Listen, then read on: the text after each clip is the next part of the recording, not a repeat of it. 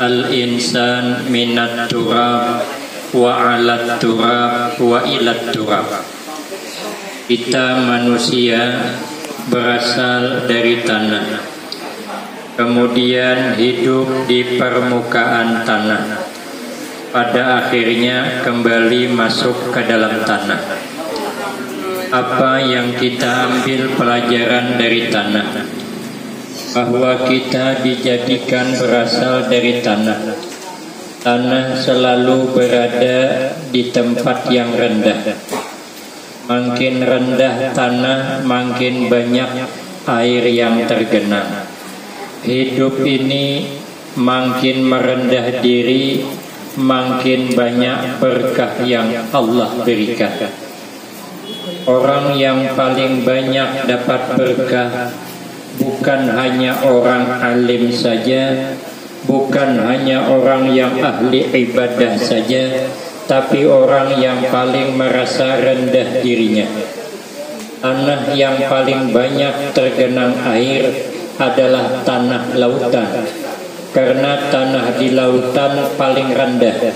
Makanya tanah di lautan kada pernah sejarah kekeringan air, kada pernah. Hidup nih kalau hendak jangan kehabisan berkah. Kita tidak boleh merasa hebat daripada orang, walaupun kita hebat, apalagi asli kada hebat. Nah, itu yang hebat. Tidak boleh kita merasa hebat, karena hebatnya kita tidak terlepas kerja sama orang lain. Maka itu sebenarnya kita tidak hebat. Maka itu disanjung dengan tidak perasa sama. Disanjung orang, kita tidak tersanjung. Orang tidak menyanjung, kita tak tersinggung. Ada pernah senang sawit mahal, kada pernah susah sawit murah. Kalau kita memang kada kabur. Lah kita ini kan tidak punya apa-apa. Yang ada ini semua anugerah Allah yang perlu kita syukuri. Maka kalau hidup ini merendah diri, maka mulia. Ternyata orang-orang hebat itu merendah luar biasa. Kami tahun baru tadi di Kabupaten Berabai, ulang tahun kabupaten yang ke-63. Saya dijadwalkan zuhur di pondok pesantren guru kita Kiai Haji Ahmad Bakhit.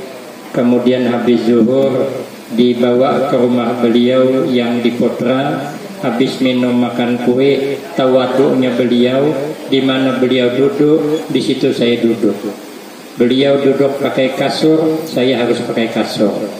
Habis di situ dibawa lagi pindah ke rumah yang ada di pesantren Putri, dijamu di sana.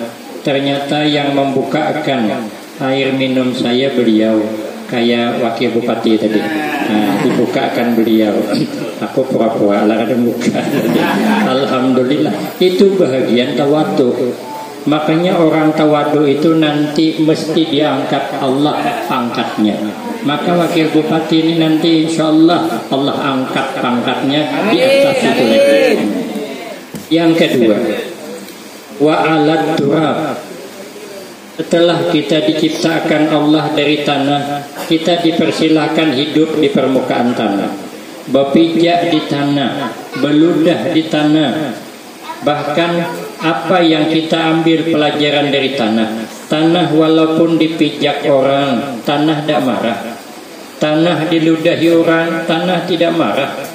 Setiap hari kita nih beludah ke tanah, pada hitung-hitung apalah salah tanah, maka diludahi. Tidak ada orang beludah ke atas. Coba terai ke atas, kalau tidak terbalik ke muka dewe. Tapi aturannya bewadah lah beludah tu. Jadi kesian pula tanah tu hari-hari diludahi. Tanah dikencingi walaupun berkencing di tingkat 6, ujungnya ke tanah juga. Sambil menuduh sawit, sakit parut, behirat. Alhamdulillah bulan depan cabai yang tumbuh. Kenapa? Karena yang behira itu makan sambal. Bijinya adalah nek. Begitu bira keluar bibit sambal, bibit cabai, sepaket dengan pupuknya. Apakah ada subur pohonnya, buahnya lebat. Makanya kalau kita pergi ke kampung orang, ada pohon cabai, gemuk pohonnya, buahnya lebat, ada di samping pohon sawit, perlu dipertanyakan. Itu barangkali hasil perjuangan di kampung. Tanah dibirai tapi malah cabai yang tumbuh. Inilah yang dimaksudkan Nabi, khairun nas anfa'uhum linnas. Sepaling baik kita manusia adalah orang yang menyalurkan kebaikan kepada semua orang. Maka Basnas ini tempat untuk menyalurkan kebaikan kepada semua orang. Nang tadi sudah kita saksikan bersama. Inilah yang dikehendaki Rasulullah. Manusia yang baik selalu memikirkan kepentingan orang lain. Kemudian setelah kita hidup di permukaan tanah, minggu berganti minggu, bulan berganti bulan, tahun berganti tahun, mau tidak mau, kita akan kembali masuk ke dalam tanah. Itu tidak ada tawaran. Pasti kita akan masuk ke dalam tanah. Apa yang kita persiapkan di dalam tanah, di dalam kubur, kata Imam Syafi'i, pertama, kita jangan suka mengumpat orang. Kita jangan suka mencela orang. Kita jangan suka mencaci orang. Tak usahlah berbicara tentang orang lain kecuali kebaikannya. Kalau tidak sanggup kita bercakap kebaikannya, bagus berdiam saja. Karena kadang-kadang yang kita cakapkan belum tentu betul. Ada kisah orang dari Banjar sana, Pangkalambun. Saya perjalanan jauh dari Pelangkaraya ke Sampit 5 jam, 1 malam di sana. Pergi lagi ke Pangkalambun 5 jam. Yang nyopirkan anggota, lajunya minta ampun. Saya tengok jarum mobil tuh 160. Saya pura-pura lah berani. Oh gila, orang segagah saya takut. Padahal ngeri aku, nyawa di ujung bun ya. Kita ini kalau terlepas remnya selesai lah sudah. Antara dua lah. Kalau tidak singgah di rumah sakit, di kuburan. Antara dua. Tapi saya pura-pura berani. Jadi kawan saya yang dari Pangkalambun itu bercerita menghibur di jalan. Katanya supaya tidak terasa lama. Katanya di zaman dulu ada orang menuduh seseorang pemarahan. Siapa? Orang Banjar naik mobilnya orang kita Jawa. Rupanya di perjalanan ini tadi mobil itu liar, lari sana lari sini. Kata orang Banjar, "Aikang," katanya. Kalau bannya hendak copot, coba diperiksa turunan. Masuklah kakang tadi ke bawah mobil. Lalu tanyalah orang Banjar, "Kayak pakang je, copot kabarnya?" "Boten je." Han orang Banjar, bebuatan dia ke dalam mobil, terkepitlah tangan kawan di bawah tuh, marahlah dia, berdiam dia. Jadi kata orang Banjar di atas, "Kang sudahkah?" "Dorong," katanya. Nah katanya turun pulang, kita mendorong pulang, mobil terkepit pulang. Akhirnya merengut dia, dan sampai ke tempat dia mau senyum lagi. Lalu berita bersebar, ternyata orang itu pemarah, pada aslinya tidak. Kadang-kadang cerita ini kada semua benar. Saya sering mengulang. Orang Banjar lewat di kampung orang kita Jawa, ada pengantinan. Sopo sing kawin kang? Boten ngertos katanya.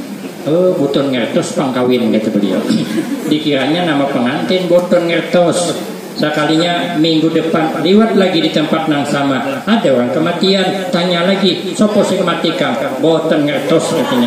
Maka siang aja, hanya seminggu imbak kawin dah mati. Kebanyakan minum keriting daing loh kok. Lah kan timbul fitnah jadinya.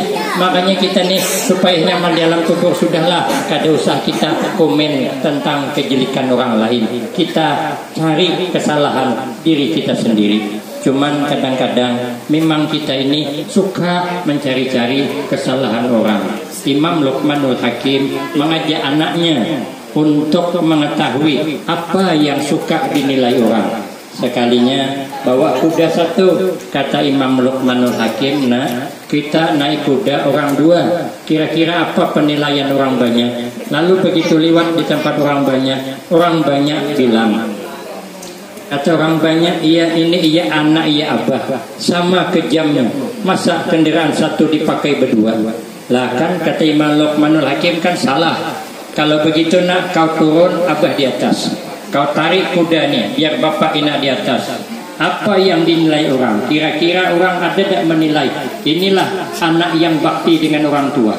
Dia tahan mati-matian menarik kuda di bawah, asal orang tuanya tenang duduk di atas. Tapi ternyata bertemu dengan orang banyak, bukan itu yang dinilai orang. Tapi orang menilai kejamnya orang tua dengan anaknya.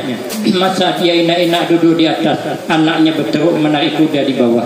Kata Imam Luqmanul Hakim, nak, salah kita. Kalau begitu gantian, nak, kau naik di atas, abah di bawah menarik kuda nih. Kata abahnya, kira-kira apa yang dinilai orang? Sekalinya orang banyak bilang, model beginilah anak durhaka. Enak dia duduk di atas, bapak berteruk menarik di bawah. Ini calon anak durhaka. Lah kan kata Imam Luqmanul Hakim, nah, salah lagi. Kalau gitu kau turun saja, dosa dipakai kendaraan, kau tarik sana, saya tarik sini, bawa berjalan. Sekalinya orang banyak bilang, ini kok ya anak ya bapak, sama masa punya kendaraan tidak dipakai-pakai. Nah, kan kata Imam Luqmanul Hakim, nah, kalau menurutkan orang, sudah-sudahnya kita. Makanya kita nih, kalau gawi kita betul, kada usah mikirkan orang. Orang tidak suka, kadang-kadang akan masalah. Karena sehebat apapun kita, tidak semua orang suka. Tapi walaupun orang tidak suka, kita tidak sesedih. Kenapa? Masih banyak orang yang suka dengan kita. Kalau orang banyak suka dengan kita, penggemarnya banyak, jangan gembira dulu. Kenapa? Masih ada di belakang orang yang tidak suka. Coba kita lihat Ustaz Abdul Samad Punan, hebatnya bukan main. Kemarin ceramah di Teluk Nilau, pengajianku batal. Aku maka tulak sudah aku cari.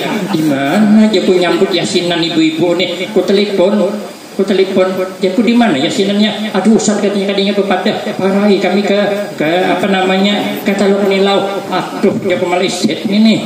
Masa pengajian Afgan gagal?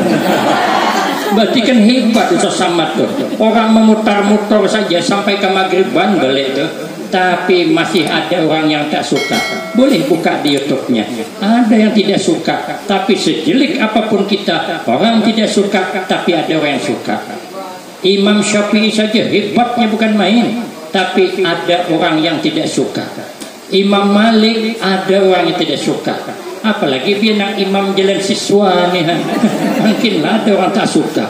Nggak masalah, orang tak suka, anda tidak. Yang penting kita berada di jalan yang benar, karena orang selalu menilai yang tidak baiknya. Yang kedua, amalan di alam kubur. Kita hidup jangan pernah dengki dengan orang lain.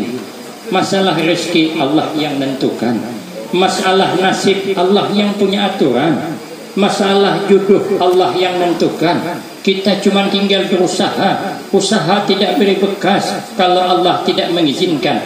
Ana urid, anta la turid. Saya mau ya Allah, engkau tak mau. Tidak bisa. Kita ni mau, kita ni sugih berataan. Maunya kita bukan 4M, 40M basnas tahun ni. Tapi Allah dah mau. Hingga banyak orang pelit masih tidak bisa kita mengumpulkan. Tapi kalau ana la turid, anta turid, saya tidak mau tapi engkau mau, terjadi. Mana contoh sakit? Siapa yang mau sakit? Tidak ada. Tapi Allah menghendaki. Tidak bisa. Kalau bisa kita nih pindah alam, jangan pakai mati. Karena pakai mati itu payah. Itu sakitnya mati itu katanya huwa salasu mi'ati darbatin bisayfi. Kira-kira sakitnya mati itu 300 kali lipat dipukul dengan pedang. Kita terjun dari atas, ada paku yang 5 inci itu, nah bercangol di butik nama karat tuh. Terjun kita termasuk tembus ke atas, sakitnya bukan main, 300 kali lipat sakitnya dari itu menurut hadis Rasulullah sallallahu alaihi wasallam. Tapi ada amalan supaya